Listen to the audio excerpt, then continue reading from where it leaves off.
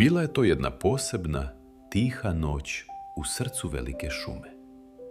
Sunce je odavno otišlo na spavanje, pokrivši se svojim narandžastim i ljubičastim pokrivačem iza dalekih planina. Na njegovo mesto, polako i nečujno, došao je veliki, okrugli mesec. On je sijao kao ogromni srebrni lampion, obasjavajući svaku granu, svaki list i svaki cvet u šumi nežnom, plavičastom svetlošću. Sve u šumi je utihnulo. Ptičice su sklopile svoja mala krila u svojim gnezdašcima.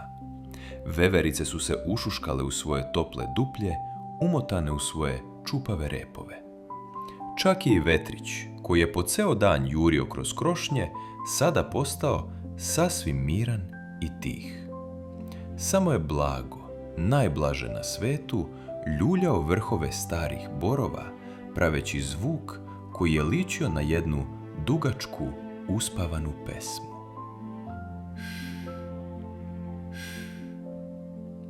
Ali, u jednoj maloj, toploj pećini, ušuškanoj između dva velika kamena i puno meke mahovine, neko još uvek nije spavao.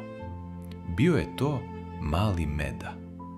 Njegovo krzno je bilo brown boje, mekano kao najfinija svila, a njegove oči bile su velike i radoznale. Mali Meda je ležao u svom krevetiću od suvog lišća i mirisne trave. Okrenuo se na levu stranu, pa je uzdahnuo. Okrenuo se na desnu stranu, pa je ponovo uzdahnuo. Nameštao je svoj jastuk od mahovine, ali san nikako nije hteo da sleti na njegove trepavice. Mama, šapnuo je mali Meda tiho, pazeći da ne probudi mamu medvedicu koja je spavala pored njega. Ali mama je duboko disala, sanjajući slatke snove o medu i malinama. Mali Meda nije želeo da je budi. Odlučio je da tiho, na prstima, izađe ispred pećine. Možda se san sakrio negde napolju. Možda ga može pronaći ako bude dovoljno tih.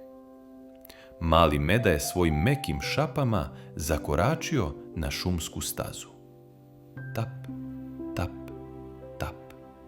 Pod njegovim nogama trava je bila vlažna od noćne rose i hladna, ali prijatna. Vazduh je mirisao na svežinu, na borove iglice i na noćno cveće koje otvara svoje latice samo kada zasija mesec. Hoda tako mali Meda, gleda levo, gleda desno, kad odjednom, sa najviše grane starog hrastovog drveta, začu se jedan dubok, ali nežan glas. Hu-hu, hu-hu. Mali Meda podiže njuškicu ka nebu. Tamo, visoko gore, sedela je stara, mudra sova.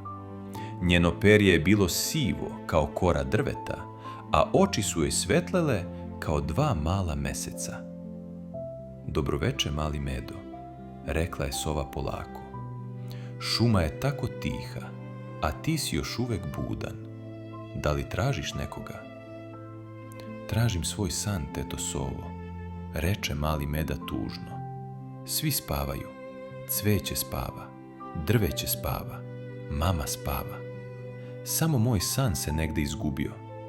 Da li si ga možda videla sa te visine? Sova se nasmešila, sporo trepnuši svojim velikim očima. O, mali Medo, san se ne može videti očima. San je kao magla, dođe tiho kada se smiriš. Ali mogu ti pomoći. Pogledaj gore, u nebo. Vidiš li one male svetiljke? Mali Meda pogleda u tamno plavo nebo. Bilo je posuto hiljadama malih, treperavih zvezdica. Neke su bile velike i sjajne, a neke male i stidljive. Vidim ih, reče Meda. Ima ih puno. Pokušaj da ih uhvatiš pogledom, reče sova tiho. Hajde da ih brojimo zajedno, polako. Jedna zvezdica koja čuva snove.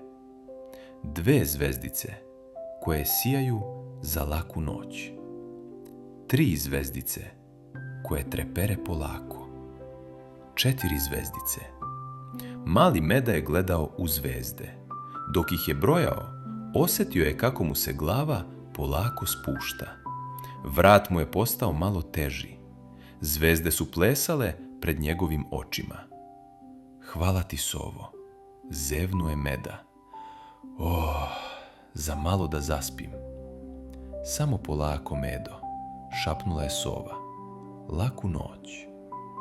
Hu. Mali Meda je nastavio dalje, ali sada su njegovi koraci bili sporiji. Noge su mu bile malo teže, kao da su od meda. Staza ga je dovela do malog šumskog potoka. Voda u potoku je bila kristalno čista i presijavala se na mesečini kao tečno srebro. Voda je preskakala preko belih oblutaka i pravila najlepšu muziku na svetu. Špjus, špjus, špjus. Taj zvuk je bio tako jednolik, tako dosadan na najlepši mogući način da je mali Meda morao da sedne na obalu. Pored potoka, ispod velikog lista paprati, video je nešto belo i pufnasto. Bio je to mali Zeka. Zeka je ležao skupčan u lopticu, a njegove dugačke uši su bile spuštene preko očiju kao male roletne. Zeka je otvorio jedno oko kad je čuo Medu. Njegov nosić je brzo mrdnuo. Njuh, njuh. Tiho, mali Medo, šapnuo je Zeka. Zar ne čuješ šta potok priča? Potok priča? Upitao je Meda začuđeno. Naravno, reče Zeka i ponovo zatvori oko. Slušaj pažljivo. Potok nam priča priču o dalekim planinama, o putovanju ka moru. Voda odnosi sve brige. Zamisli da si list na vodi. Samo plutaš, polako, plutaš. Nema težine, samo se ljuljaš. Mali Meda je zatvorio oči i zamislio da je mali list. Zamislio je kako ga voda nežno nosi. Ljuljaška levo, ljuljaška desno. Ljuljaška levo, ljuljaška desno. Osjetio je kako mu se ramena opuštaju. Osjetio je kako mu šape postaju mekane i tople. Disanje mu je postalo dublje i sporije. I udah, izdah. Zeko, mislim da je san blizu, prošaputa Meda. Ali Zeka mu nije odgovorio. Zeka je već odavno spavao, sanjajući najslađu šargarepu. Samo se čulo tiho disanje i žubor potoka koji nikada ne prestaje. Vreme je da pođem kući, pomislio mali Meda. Njegove oči su sada bile toliko teške da jedva gledao stazu. Svaki korak je bio tih i spor.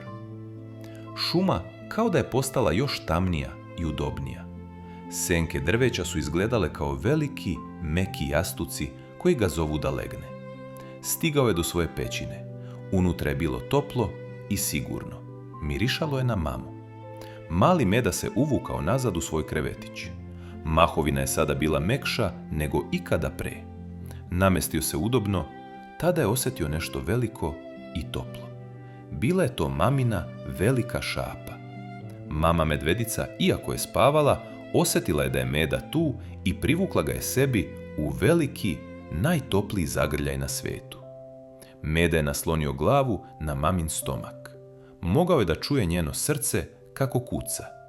Tup, tup, tup, tup, tup, tup. Taj zvuk je bio najlepša uspavanka. Bio je to zvuk ljubavi i sigurnosti. Ništa loše ne može da se desi u maminom zagrljaju. Tu nema zime, nema straha, nema brige. Tu je samo toplo krzno i miran san. Mali Meda je osjetio kako mu toplota prolazi od vrha njuškice preko ušiju, niz leđa, sve do vrhova zadnjih šapa. Svaki mišić se opustio. postao je težak, težak, težak. Mesec je provirio kroz ulaz pećine da vidi da li Meda spava. Vidio je samo malu, braon lopticu koja diše polako i duboko. San je konačno stigao. Došao je tiho, na prstima i pokrio malog Medu svojim nevidljivim ćebetom od zvezdane prašine.